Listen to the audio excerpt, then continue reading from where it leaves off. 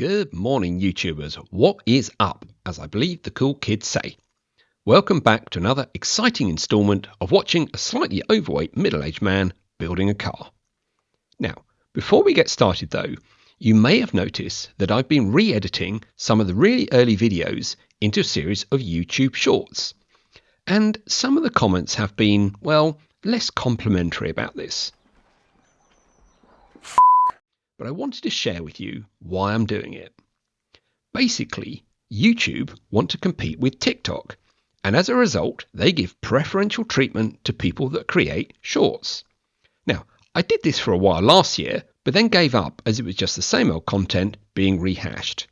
But then, my subscriber numbers flatlined, and even started to go down a bit.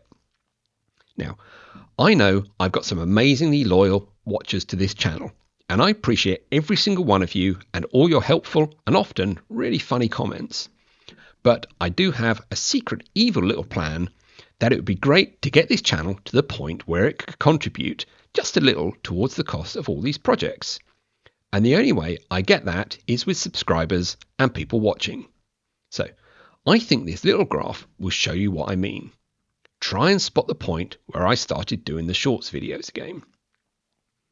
Anyway, I hope you'll all stick with me whilst I do this, and you absolutely don't have to watch them. If you've seen the early content, you already know what happens. But it appears to be the only way I can get YouTube to recommend me to new viewers. Right, enough of that. Let's get back to cars. Last time out, I was focusing on getting the rear clamshell sorted, and this week it's more of the same. Having seam welded the near side panel edge completely, I can now bodywork it with a skimmer filler before sanding it down to a good enough for now finish. The whole car is going to need to get completely gone over once it's nearly finished, so I'm not too worried about getting a mirror smooth finish quite yet. But I do want it to look good enough from a couple of feet away, so a brief period with the sander got it sorted. The next job was to actually finish a bit of the section of the rear clamshell that I never originally got round to making, and that's the back end of the offside edge.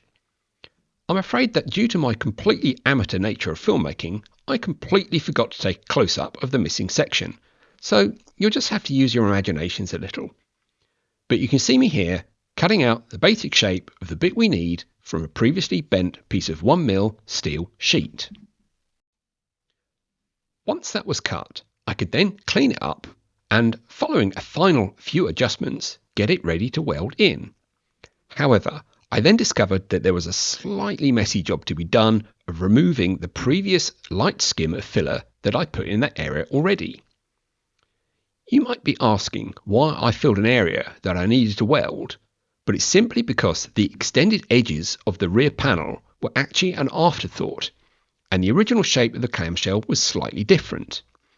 But after discovering that I needed to extend the edges of the panel slightly to overlap the final position of the wings, I then needed to build these extra edges that you can see me welding on now. Anyway, as soon as the dust settled, I was able to get the welder out and get on with more seam welding.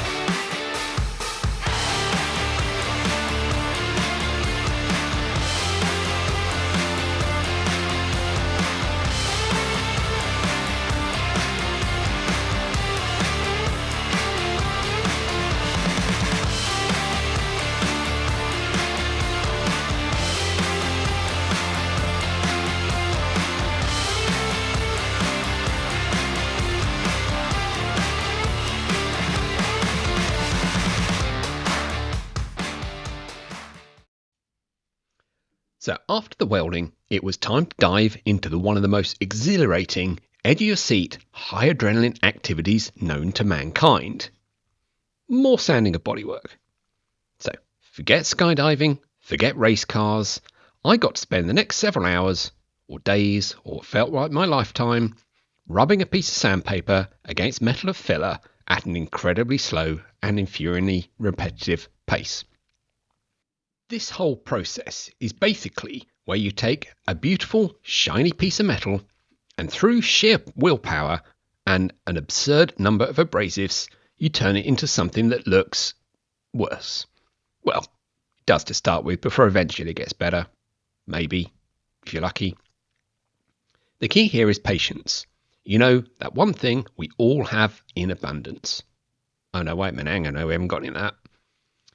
This is fine. I love this. I love doing this. This is my life now. At some point, around hour 4, your brain will start asking existential questions. Why am I doing this? Is this panel even getting smoother? Or are my fingers just getting smoother? Then the second guessing begins. Why am I doing this? Do I need to do this? Could I just have painted over it and called it rustic? Perhaps I should start a new hobby. Like, I don't know, basket weaving. But hey, I guess if I can get through this, I can get through anything. Your willpower is being forged in the fires of mediocrity.